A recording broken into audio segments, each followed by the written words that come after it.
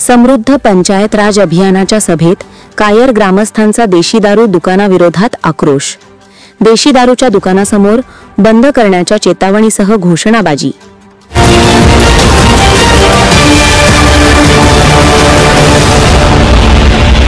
यवतमाळ जिल्ह्यातील वणी तालुक्यातील कायर गावात बाबापूर येथून स्थलांतरित देशी दारूचे नवे दुकान ग्रामस्थांसाठी संतापाचे केंद्र ठरत आहे। अनेक महिन्यांपासून महिलांनी व नागरिकांनी प्रशासनाकडे वारंवार तक्रारी करूनही दुकान बंद न झाल्याने अखेर ग्रामस्थांचा संयम सुटला। आज 17 सप्टेंबर ग्रामपंचायत कायर येथे आयोजित मुख्यमंत्री समृद्ध पंचायत राज अभियानाच्या सभेत ग्रामस्थांनी लेखी निवेदन सादर करून प्रशासनाविरोधात तीव्र आक्रोश नोंदवला। यावेळी महिला व पुरुषांनी एकमुखी घोषणा दिल्या।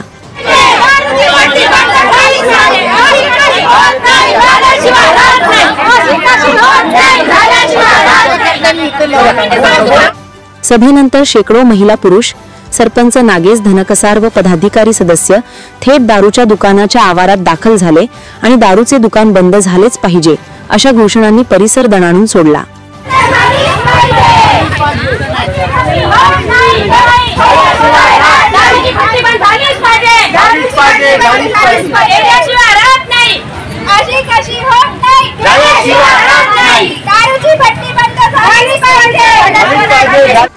ग्रामस्थांनी ठाम चेतावणी दिली की दुकान तातडीने बंद केले नाही तर गावकरी तीव्र आंदोलन छेडतील आणि त्याची संपूर्ण जबाबदारी प्रशासनाची असेल।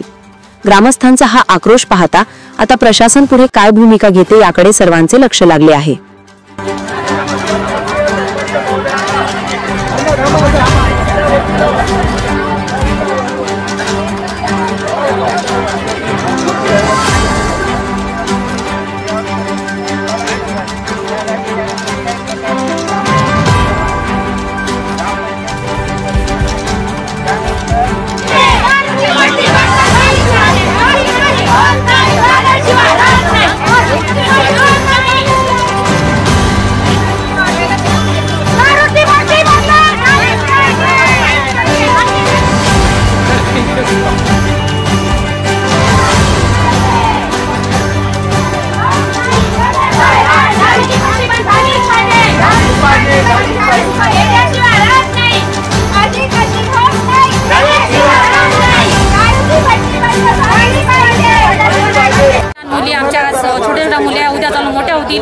आणि दारू पिऊन काही कमरेच्या खाली शिवा देते लोक, तिथे येऊन घाराडे शब्द बोलते। बाया कशा का तिथं राहणार आहे, कशा का करणार आहे? मग दारूची भट्टी बंद झालीच पाहिजे। आम्ही उपोषण करायला सुद्धा तयार आहोत तिथं सर्व महिला आमच्या। दारू तिथून भट्टी कुठंच नाही पाहिजे। लहान मुलं राहते, कुठे काही राहते, लहान मुलं राहते, कधी दारू पिऊन येणारा व्यक्ती राहते, कधी लहान मुलगा जातात। ते चपल्यानंतर कोणतं कमी जास्त झालं तर कोण जबाबदार राहणार आहे? दारू पिणारा का दारू भट्टी चालवणारा? हेच आम्हाला एक वाक्य उत्तर पाहिजे आम्हाला। तिथं दारू भट्टी पाहिजे। मला एक सांगा, बाथरूमला लोक वगैरे जाते तिथे आम्ही म्हणजे आम्हाला खूप त्रास होतो आणि घाणेरडे बोलतात ते लोक, ते आपण तसं ऐकू नाही शकत ना। बरं, तुम्ही जे तक्रार केली, ग्रामपंचायतला तक्रार केली आणि ग्रामपंचायतनं त्यावर कोणती भूमिका आतापर्यंत बाजूला? तिथे दारू भट्टी आम्हाला नको हवी। नाही, ग्रामपंचायतला तुम्ही तक्रार दाखल केली का? दाखल केली। तर यावर ग्रामपंचायत कोणती भूमिका म्हणजे करत आहे बाबा? सांगितलं का इथं ग्रामपंचायत त्यांनी ठेवणार नाही, त्याच्यानंतर त्यांनी जर हटवणार नाही तर आपण उपोषण पकडू किंवा आपण त्याच्यावर का। आताच भाऊनं म्हटलं का बा जोपर्यंत महिला तुम्ही सोबत नाही राहणार तोपर्यंत होणार नाही। आम्ही सोबत आहोत, आम्हाला फक्त तिथं भट्टी नाही पाहिजे। आम्ही सगळ्या सहकारी ज्या महिला आहेत त्या सगळ्या तयार आहोत आणि उपोषणला जर बसायचं जर असेल तर आम्ही सगळ्या महिला आमच्या मुलासकट आम्ही बसायला तयार।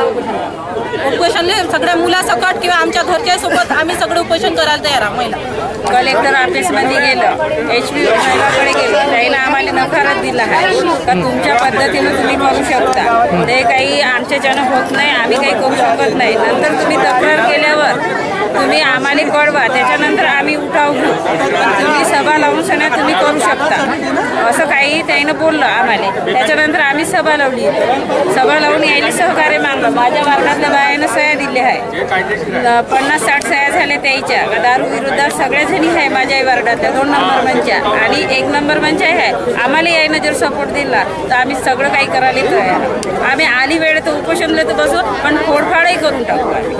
पण 17/9/2025 रोजी मुख्यमंत्री समृद्ध पंचायत अभियान राबवण्याची ग्रामसभा माननीय मुख्यमंत्री साहेब यांच्या आणि गटविकास अधिकारी साहेब यांच्या वतीने ठरवण्यात आली होती.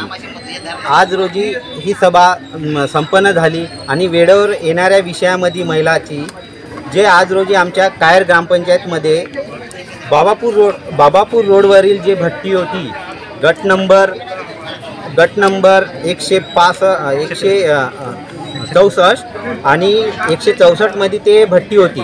164 मधून 162 मध्ये आणि प्लॉट नंबर 10 मध्ये ते ट्रान्सफर केली. पण त्या भट्टीला ट्रान्सफर करताना कोणतेही ग्रामपंचायतला पूर्वसूचना दिली नाही किंवा ग्रामपंचायतची कोणतेही प्रमाणपत्र घेतले नाही.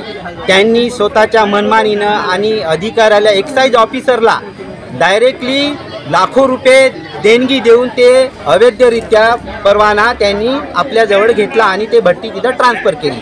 आम्ही ग्रामपंचायतला जेव्हा आम्हाला तक्रार आली त्या वार्डातल्या काही म्हणजे कमीत कमी 30-40 घरं आहेत त्या वार्डातल्या लोकांची तक्रार आली. तक्रार आल्यानंतर आम्ही त्यावर ॲक्शन घेतल्या, नोटिसा गेल्या, बजावल्यानंतर आम्ही जिल्हा अधिकारी साहेब आणि राज्य उत्पादन शुल्क एक्साईज ऑफिसर यांना निवेदन दिलं. ज्यावेळी निवेदन देताना आम्ही एक्साईज ऑफिसरशी बोलणं केलं. एक्साईज ऑफिसरने एकच म्हटलं की म्हणे तुम्हालाही कोणते म्हणजे त्या भट्टीकरिता दारू दुकानाकरिता कोणतेही प्रमाणपत्र ग्रामपंचायतचं लागत नाही असं त्यांनी म्हटलं. आणि आम्ही आज रोजी जेव्हा आम्हाला माहिती मिळाली किंवा काही GR आहे त्या GRमध्ये सरस लिहून आहे की 500 मीटरच्या आत धार्मिक स्थळे आणि शाळा कॉलेजे किंवा सरकारी दवाखाने ह्या साऱ्या गोष्टी असताना तिथं भट्टी ट्रान्सफर करता येत नाही. तो एक मुद्दा झाला. त्याच्यानंतर परत दुसरा एक मुद्दा आहे, तिथं 6 मीटरचा रोड आहे लेआउटचा. त्या 6 मीटरच्या रोडमध्ये त्यांनी अवैधरित्या बांधकाम केलेलं आहे. आम्ही मोजणी केल्या असत्या तिथं 6 मीटर मोजणी केल्या असत्या. त्याच्या रूमच्या आतील भागापर्यंत आमचा 6 मीटर रोड जाते आणि त्यानंतर तिथं अतिक्रमण बाथरूम बांधकाम करून आहे ते. आणि ज्यावेळी आपण नाहरकत प्रमाणपत्र दिले मागच्या ग्रामपंचायतीने त्यामध्ये सरळ एक मुद्दा लिहून आहे की त्या म्हणजे दारूभट्टीच्या दुकानाकरिता शौचालय हे अनिवार्य आहे, हे सुद्धा मुद्दा आहे. मग हे सर्व गोष्टी नसताना ह्या एक्साईज ऑफिसरनं पैशाच्या खातीर किंवा पैसे त्याच्यापर्यंत पोचले म्हणून त्यानं त्या प्रमाणपत्र दिलं आणि ते भट्टी तिथं ट्रान्सफर झाली. म्हणून आम्ही एकच आमचा सर्व गावकऱ्याचा व आणि ग्रामपंचायत आणि कायरच्या महिलाचा एक जनक आक्रोश आहे की जोपर्यंत ते भट्टी तिथून हटणार नाही ना त्या भट्टीचं लायसन रद्द होणार नाही तोपर्यंत आम्ही शांत बसणार नाही. त्यासाठी आम्हाला रस्त्यावर उतरून त्या भट्टीला तोडफोड करू आणि तिथं ठिय्या आंदोलन बसून पेंडाल टाकून आम्ही भजन करू आणि उपोषणाला बसू.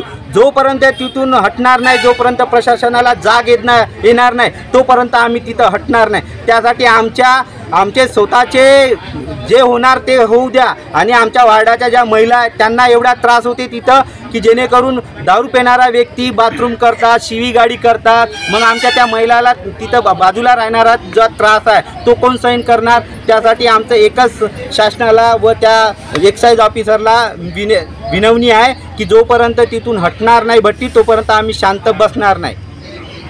प्रकारची आपल्या ग्रामपंचायतची नाहरकत प्रमाणपत्र घेतलेलं नाही आणि पहिले जी भट्टी दिली ती बोगस पद्धतीने खोट्या सह्या करून सँक्शन केलेली होती आणि ते भट्टी त्या वार्डातून हलवल्याशिवाय राहणार नाही. आमची कॉलेज असो, महाविद्यालय असो, त्यानंतर तिथे जिल्हा प्राथमिक आरोग्य केंद्र आहे त्याच्यात जेवढे 100 मीटरच्या अंडर म्हणजे या 100 मीटरच्या अंडर असताना हे जे पोलीस स्टेशनाची ज्यांनी अहवाल कसा का पॉझिटिव्ह पाठवला ज्या तिथे 100 मीटरवर कॉलेजेस आहे त्या 100 मीटरवर आपल्या PSC आरोग्य केंद्र आहे आपलं त्यानंतर 100 मीटर दर्गा आहे. आणि यानंतर हे आपलं पोलीस स्टेशनने हे कसे का ते पॉझिटिव्ह रिपोर्ट पाठवला त्यांच्यावर एक लक्ष द्यायला पाहिजे. आणि आम्ही सर्व ग्रामपंचायत सदस्य, सरपंच आणि गावकरी आणि महिला म्हणजे सर्वांचा विरोध आहे की हे भट्टी लवकरात लवकर हटावं आणि त्याचं लायसन रद्द करावं. त्यासाठी आम्ही आंदोलन करू, उपोषणाला बसू, जे करायचं आम्ही ते करू. ग्रामपंचायत स्तरावर पूर्ण गाव आमचं एकजूट आहे आणि त्याचा सर्वांचा विरोध आहे.